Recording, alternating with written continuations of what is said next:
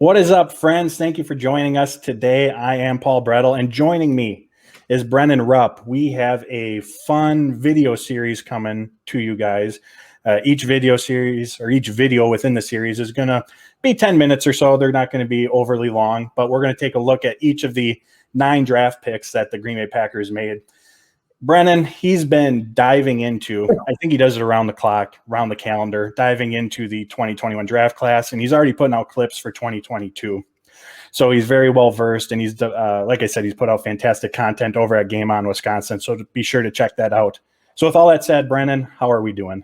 I'm doing great. Like you said, I have no life. I live the NFL draft. My wife hates that she sees my computer out all the time doing random crap that has nothing to do with anything. But I'm really excited to start this series with you, and thanks for asking me to do it. Yeah, absolutely. I think it's going to be a lot of fun. I think we'll provide some good information. So that's why I brought Brennen here. Like we just talked about, he's been diving into this stuff. He has a lot of background on these prospects, knows their games very well. So I thought that he could give us some added insight into each of these picks. So episode 1, round 1, pick 29, the Green Bay Packers select cornerback Eric Stokes from Georgia. So if we go through the weeks leading up to the draft process, this was, I think, for folks, kind of an under-the-radar pick. He wasn't someone who was talked about often or even much in that regard when discussing the Green Bay Packers, which hindsight is kind of weird because he checks all the boxes that the Packers love. He plays a premier position. He's super athletic, a very experienced player. So looking back on it, it's one of those things where, well, we should have been on that more. And one person who was on it for much of this draft process was Brennen. So with this first question here, and I'm going to let you gloat a little bit, why do you think he was flying under the radar? Because he does check all those boxes. Was it just because people get so locked in with prospects? There was Greg Newsome, Rashad Bateman at the end. Was it for that reason, or why do you think he flew under the radar? You know, that's a great question. I'm not really sure why he flew under the radar. For me, he was cornerback 5 all day, behind the top 4 that went in front of him: Surtain, Farley, Newsome, and J.C. Horn. I don't know if it was a fit thing for some people. I know I saw some people saying, why would you want to draft a press corner when Barry is supposedly going to be playing zone? So maybe it was just some guy that a lot of people just swept under the rug. I'm not sure. For me, he was one of the premier corners in this loaded draft class. Maybe that's another reason why people weren't expecting it. I know a lot of people wanted Asante Samuel Jr. as well. So maybe it was just Packers fans wanting another corner, maybe wanting a receiver like you talked on. So for me, when I saw that it was Stokes, I wasn't surprised. He was a premier lockdown corner in the SEC, a conference that had 4 pass catchers go in the top 10 and then 5 go in the top 20. So, and he was locked down in that toughest conference in college football. So for me, like you said, it was kind of something that maybe a lot of people should have seen coming, but didn't. Mm-hmm. I have no reason for an explanation for why people didn't expect it. So, So I think I know the answer. Life, I guess, there for calling that. So yes. So I think I know the answer to this next question, but there were a lot of, and the board for the Green Bay Packers, it fell just about as perfectly as it could. I think perfect would have been having the option to take Rashad Bateman and Greg Newsome, and they almost did have that opportunity. Mm-hmm. But some of the other names available were Tyson Campbell, Eric Stokes' teammate, Elijah Moore, Tevin Jenkins, Javon Holland, Liam Eichenberg, Trayvon Moore, Christian Barmore, Asante Samuel Jr. They had a ton of players that they could have chosen from, and I believe that's why Brian Gutekunst said trading back did pop into their head as an option. So with those players available, if there's anyone else that you liked that was up there that I didn't mention, when the Stokes pick was made, I assume based on where he was in your rankings, you were thrilled about the pick. But was there anyone else that you had on your radar at that time? Yeah, Liam Eichenberg was someone that you talked about. He was someone that I thought they were going to target and take. That's who I actually thought the pick was going to be. Eric Stokes was the guy, but I thought maybe they were going to value taking a guy that they could plug in at right tackle and have him play there for the next decade. I thought he was a safe pick. He tested better than I think a lot of people thought he was going to be. I know a big knock on him going into the draft process was his athletic ability. He tested through the roof on that. He was a guy that I thought they were going to take, but yeah, needless to say, the people that were with me after they took Stokes probably wanted me just to go to bed and shut up about it. So I wasn't surprised by the pick. I thought it was going to be Eichenberg, but I'm very happy that it ended up being Stokes. Absolutely. So let's dive into Stokes' game a little bit here. So he was your CB5, pretty high up on the board in what was a very deep cornerback class. So one, what was it about his game that you really liked? And these two might go together. But two, what does he do really well? I just watching his tape was very boring because he just wasn't tested very often because he was such a lockdown corner. He takes half the field away. He only gave 145 yards in coverage, according to Pro Football Focus last season. And most of that damage was against Alabama, against Devontae Smith and Jalen Waddle. He's a fluid athlete, former track star. He's got world-class speed. He chokes passing lanes with his length. We also have to remember that he's relatively new to the position. He played high school.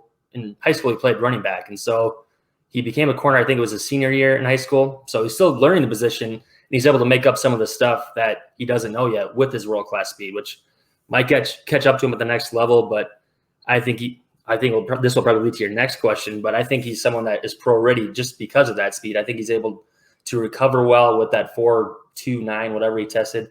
So I think he's someone that you could plug in right now and play opposite Jair Alexander if you wanted to. Absolutely, and that's really what the Green Bay Packers needed to find. Obviously, we know that they needed to find an upgrade, hopefully, for the 2021 season. But if we look ahead to 2022 prior to this selection, the only player on the roster that we know is going to be here next year, like I said, prior to the Stokes pick, was Jair Alexander. Mm-hmm. This room, not just, I know 2021 is the focus, but this room needed a retooling.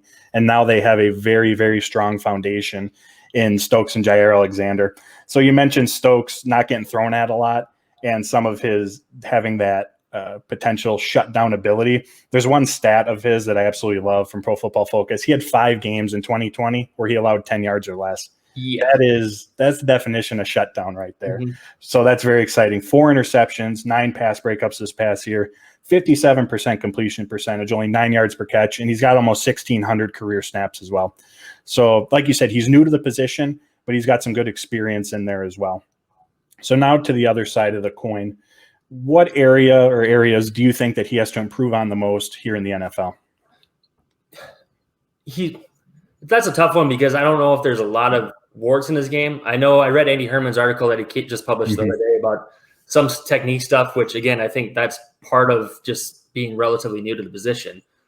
He improved each year at Georgia. One thing that I will say, he's not a liability against the run, but you'd like to see him be a little more aggressive in that regard. It's not a major issue, but just something that he can improve upon, and something I think he will do just because he's going to be playing in the same secondary as Jair Alexander, who plays with a lot of passion in that department. So I think Stokes is going to see that and try to match that. So if I'm going to have to be pushed down and answer this question, I'm going to say it's probably against the run he needs to improve against. Okay. And one other thing I do want to mention, the Packers secondary coach is Jerry Gray. We saw last year Jair Alexander have a career year, Adrian Amos have a career year, Darnell Savage have a career year. I know career years for Savage and Jair, they only have a few under their belt, but nonetheless a career year. And I don't think it's a coincidence that happened under Jerry Gray's tutelage. So that's another aspect that the Packers have that could really take Stokes to that next level. So looking ahead to this season with Eric Stokes and his fit with his defense, like you said, Joe Barry, we're expecting him to bring that Vic Fangio, Brandon Staley defense where it's going to be a lot of zone coverage.